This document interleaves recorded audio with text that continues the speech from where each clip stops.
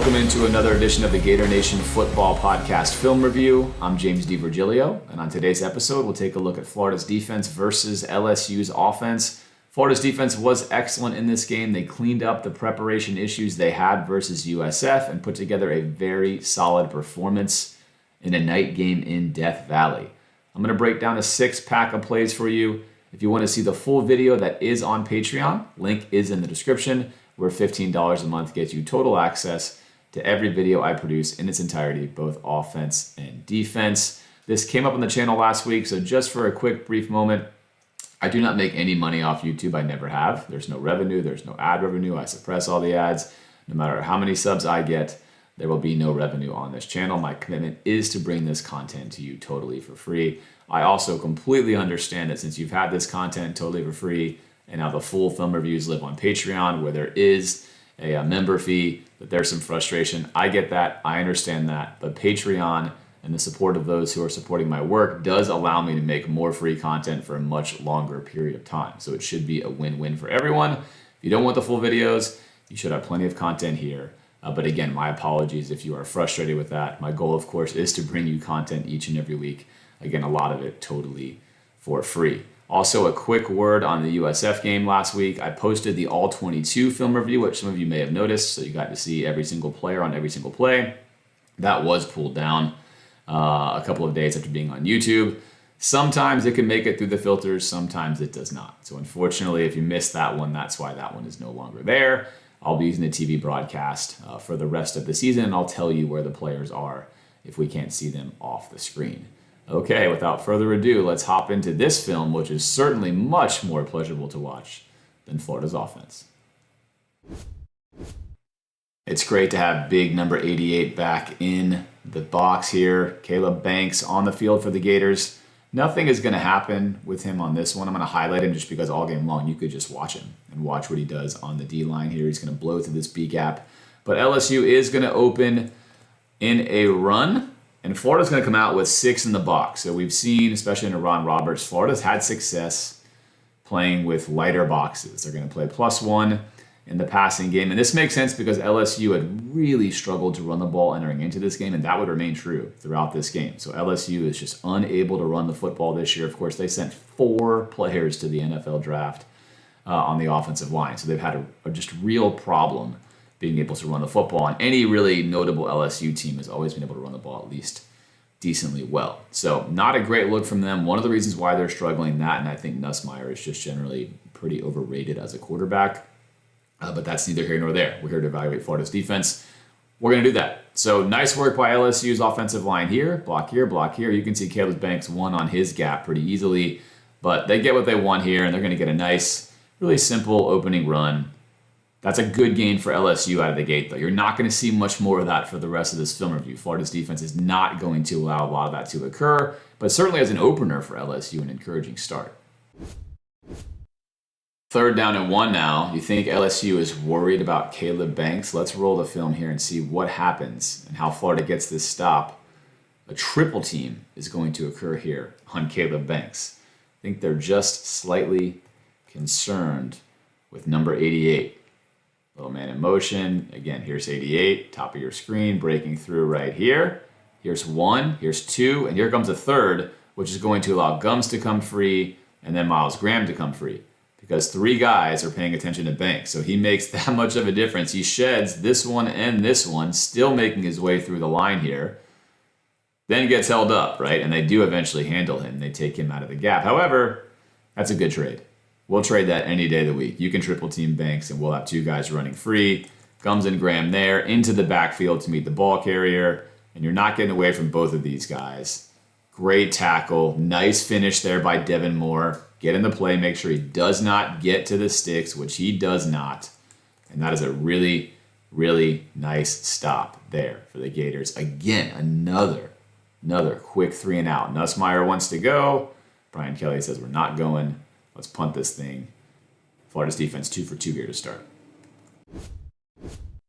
This is a really nice shift here from Florida. In the past, we've seen the Gators struggle with a concept like this. So it looks like man defense here from the Gators, 2 high, man defense. And so they're going to send out of their split back set their running back here on this flat route and see how Florida handles this. We can see the hand is already out. Who is going to handle this and what's going to happen?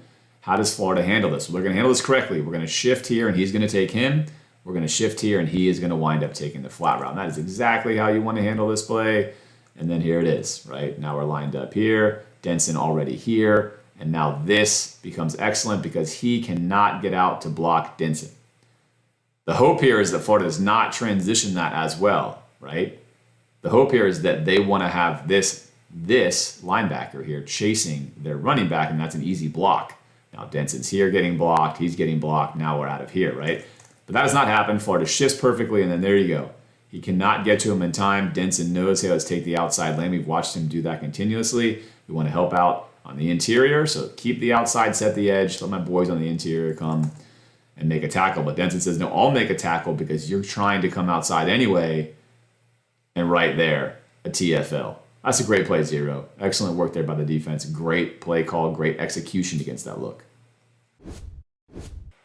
2nd down and 13 now for LSU, so Florida has them in a good down and distance. You're going to get a motion from the H-back to set right here in a stack set. Woods is going to come out here, so you got a defensive end out here. And you've got Thornton, and then you've got Devin Moore. So a little 3-on-2 action to open up.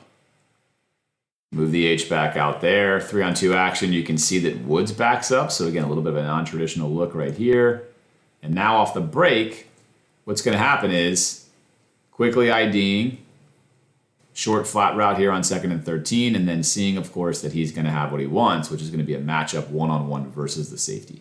That's what LSU is looking for here in this play. He's just looking to confirm it early on. It's going to be a low to high read to make sure that he sees what he sees. Devin Moore staying high to the outside.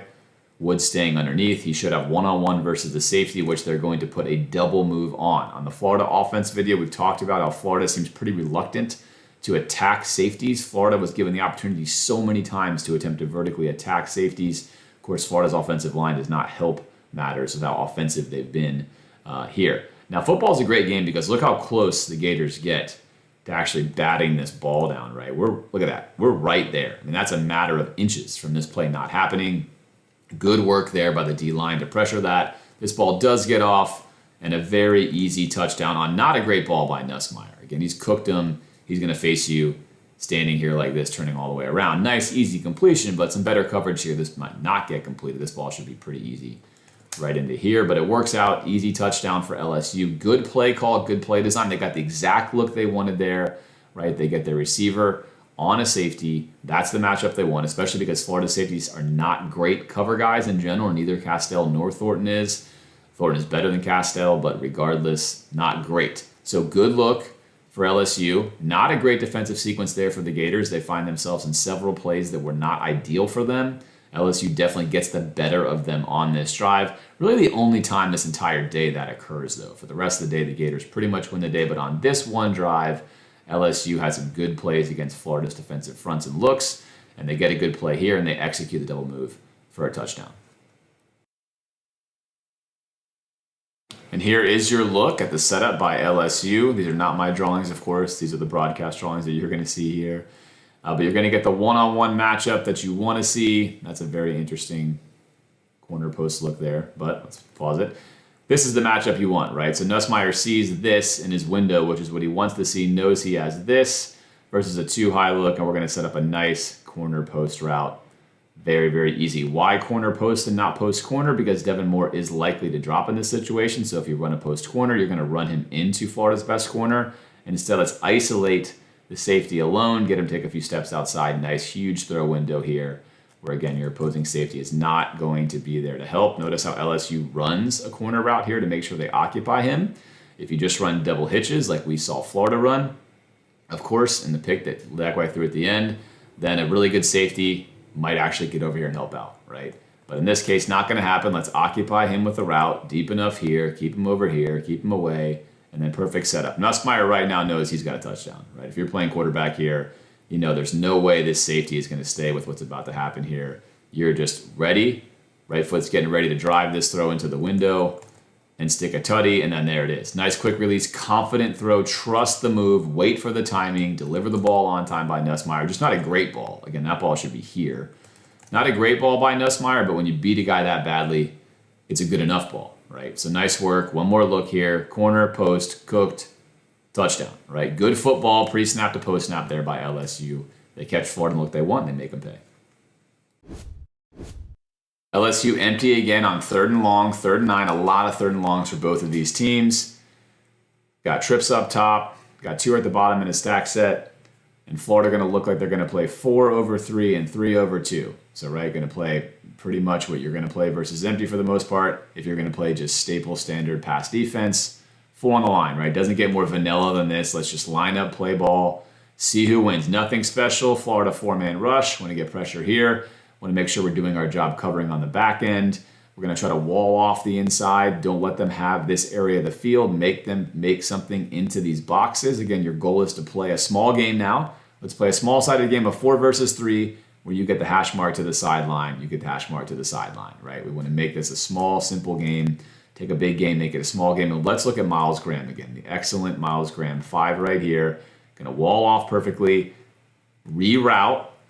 As he gets past, he's going to reroute so he can then buzz to the seam. All right, he's going to reroute him to the safety and buzz to the seam. Nussmeier opening up, seeing what Graham is doing, thinks he has a window there because, again, he's rerouted. You've got a safety that's dropped over the top here, and this is a soft spot right here where Graham has rerouted. Make this window throw, but Miles Graham is too good for that, right? Graham is going to reverse his energy here, turn the body around, and get a hand on this ball right there. Now, the spacing for LSU should have been better here, right? Knowing that Florida wants to wall off the inside, you'd rather have him finish his route somewhere over here. He pulls too far across, but because of Graham playing such good drop defense, which he continues to do as a sophomore, he's denying these kind of plays. This route should be better from LSU. The spacing should be better here, so this window is here, but regardless, without Miles Graham making that play does get completed. And there you go. That's exactly what that is. This right here, you got Grammed. You got Grammed. You're like, man, how is that guy a sophomore? And how is he making plays like that? That's a look that you liked versus trips. You felt like you were going to have that hole. The hole was there, but Graham gets you. And that's what happens when you get Grammed, right? I mean, that's it right there. Right there. Frustrated. Frustration. Punt time for LSU. Excellent work from 5. I mean, the guy is a unit out there.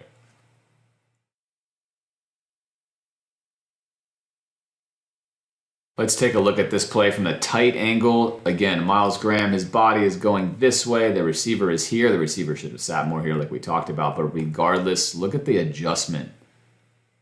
Hit the brakes right here. Get the right hand up and stop a completion.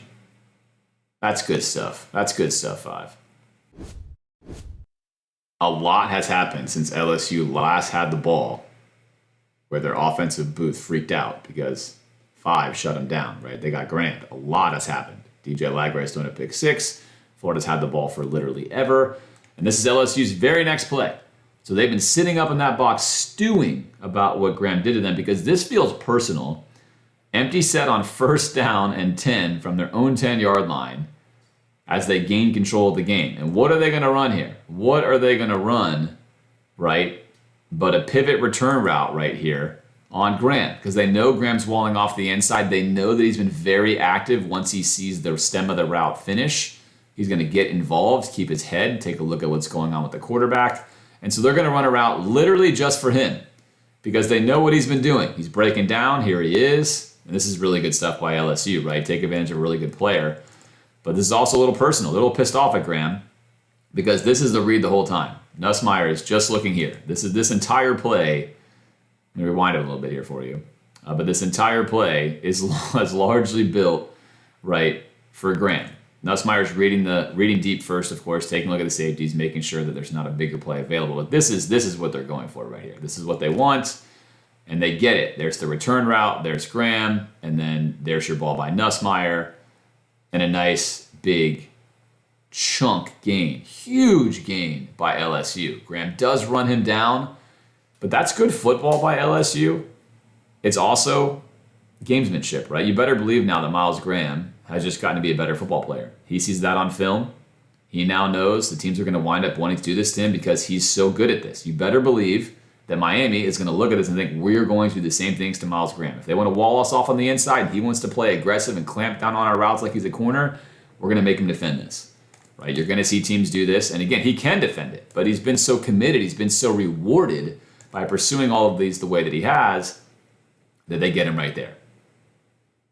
Sometimes you're going to be had, right? Sometimes you gram somebody and sometimes I guess they gram you, right? But either way, that's a really nice play by LSU. Again, that's what good offense looks like. LSU's offense is not good, but in moments, each team has moments where things look good. That's a moment for LSU where it looks good. I also think, again, it was personal. They spent a long time, a lot of real minutes up in the booth thinking, I need to beat this guy. This guy has been stymieing me all game. I need to make him feel it. And LSU wins that one particular round. All right, last play of the game I'm going to show you here on the film review. Lagway with his 5th interception. It's now 3rd down and 1. The game is over, salting it away here on the LSU logo. For the first time really all game, we're going to see Florida make a procedural error here. We got 12 guys on the field. He's going to run off. We're also clearly not lined up well for this play, right? They're going to have two lead blockers here under center. They really want to pick this up. They're going to go straight power football. We're going to get buried. An avalanche here is going to occur on this side of the ball. And you're going to see a lot of dudes get buried. Right there goes Dijon, buried, right? And then here we go, buried. And then as a running back, this is your dream. This is going to make up the bulk of LSU's rushing yards, by the way. So the stats can be fictitious. But I want to focus on Cormani McLean right here. I want to focus on 25, right? A guy who's been much talked about, character issues, perhaps not the right work ethic, right? Comes to Florida without a scholarship, still working his way into the rotation. But this game is over. You've lost on the road. Frustrating day for offense. Your coach is now 20-21, 4-15 in road games. Is yet to beat an SEC team with a winning record on the road. Things don't look good. But you know what?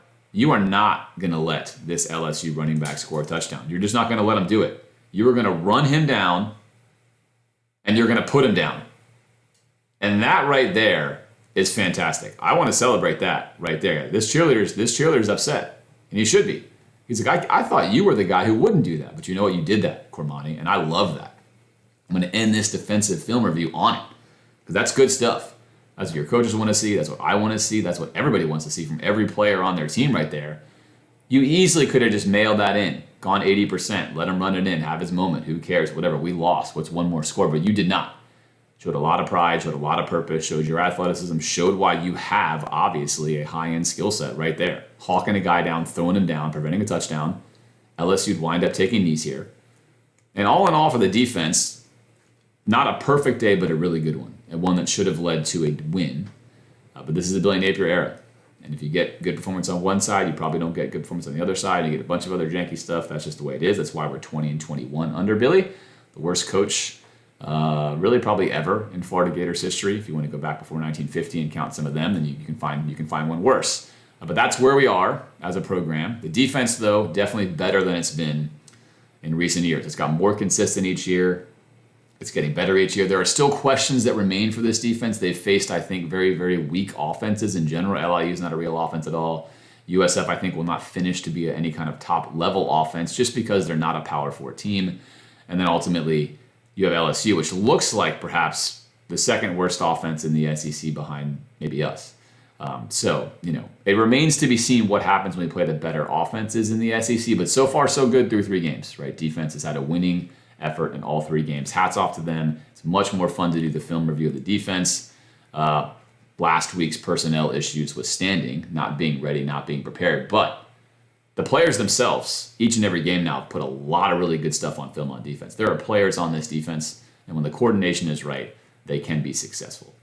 All right, I hope you enjoyed this video. As always, I enjoyed bringing it to you. I will be back with you next week to break down the action against Miami. As always, go Gators.